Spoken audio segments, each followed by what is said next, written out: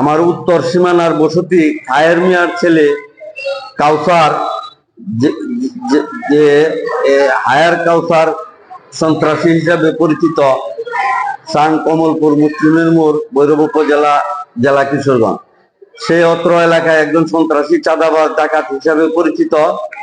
এই গ্রামে উপজেলা পরিষদের আশেপাশে গড়ে ওঠা বৃহত্তর পাদুকা শিল্পের ব্যবসায়ী ও কর্মচারীদের উপর বছরের পর বছর ধরিয়া ডাকাতি, ছিনতাই, রাহাজানি করে আসিতেছে এবং একটি সংঘবদ্ধ দল নিয়ে গত 8/1/2020 সনে আমার ঘরে ডাকাতি করে নগদ অর্থ, স্বর্ণ অলংকার সহ 5 লক্ষাধিক টাকার মালামাল লুণ্ঠন করে নিয়ে যায়।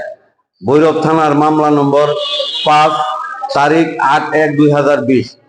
পরবর্তী বিভিন্ন সময় সে খুন, রাহাজানি, ডাকাতি, ছিনতাই মামলায় বহুবার গ্রেপ্তার হয়েছে, কিন্তু বারবার জামিনে মুক্ত হয়ে সে এলাকায় একইভাবে সন্ত্রাসের রাজত্ব কায়েম করে বহাল তবিয়তে আছে। বর্তমানে বাংলাদেশে বৈষম্য বিরোধী ছাত্র আন্দোলনের প্রারম্ভে আনুমানিক 13 জুলাই 2024 জেল থেকে সে জামিনে মুক্তি পায়।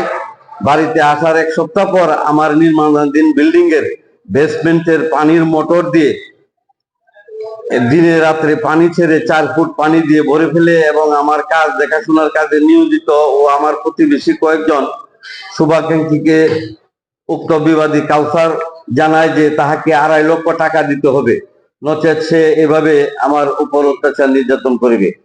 যাহা আমি তাদের মাধ্যমে জানতে পারি।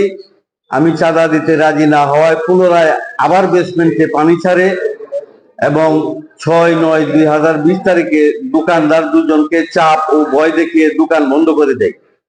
স্থানীয় আমার শুভাকাঙ্ক্ষী কয়েকজন আমার পক্ষ থেকে সন্ত্রাসী কাউসারকে অনুরোধ করিয়া আমার ভাড়ায় প্রদানকৃত দোকানগুলো খুলে দেয়, কিন্তু 13/9/2020 তারিখে পুনরায় আমার বিল্ডিং এর উত্তর পাশে পাদুকা সামগ্রী বিক্রেতার দোকানে হামলা চালিয়ে টেবিলের গ্লাস ভাঙচুর করে দোকানদারকে বের করে দেয় এবং দোকানে তালা লাগিয়ে দেয়। এমত অবস্থায় আমি পুনরায় স্থানীয় নেতৃবৃন্দের সাথে আমেরিকা থেকে যোগাযোগ করলে তাহারা হস্তক্ষেপ করে কাউসারকে দোকান খুলে দিতে বলায় সে সম্মত হয়, কিন্তু পরদিন আবার দোকানদারকে 2.5 লক্ষ টাকা দেওয়ার জন্য চাপ দিতেছে, অন্যথায় দোকান ছেড়ে না দিলে শারীরিকভাবে হামলার হুমকি ও দোকান লুট করার হুমকি দিতেছে। আমি একজন প্রবাসী হিসাবে আমার পরিবার নিয়ে আমেরিকায় বসবাস করতেছি। বাংলাদেশে আমার পরিবারে কেহ অবস্থান না করায় সে অতিমাত্রায় আমার পারিবারিক সম্পত্তি ক্ষতি করার চেষ্টায় লিপ্ত রয়েছে। আমি 20/11/24 তারিখে বাংলাদেশে আমার বাড়িতে আসি। আমি বাড়ি এসে বিল্ডিং পরিদর্শন করতে দেখতে পাই সে আমার বিল্ডিং এর পানির পাম্প, বৈদ্যুতিক মিটারের তার, আমার স্টোর থেকে 1 টন রড ও প্রায় 1 লক্ষ টাকা মূল্যের টাইলস নিয়ে যায় এবং তাহার বাড়ি সংলগ্ন আমার সীমানা প্রাচীর প্রায় 20 ফুট ভেঙে ফেলে এবং ওইখানে সে তার বাড়িতে ঢোকার জন্য একটি সিঁড়ি তৈরি করে, যাহা আমার ওয়ালের সাথে সে রড ড্রিল মেশিন দিয়ে সংযুক্ত করে এই সিঁড়িটি নির্মাণ করে।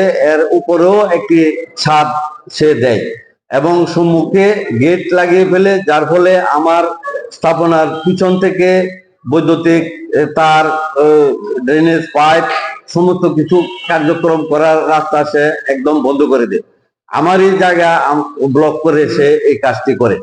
তারপরে 10-15 দিন পূর্বে সে র্যাব বাহিনীর দ্বারা আটককৃত হয়ে থানা পুলিশের মাধ্যমে বর্তমানে জেল হাজতে আছে।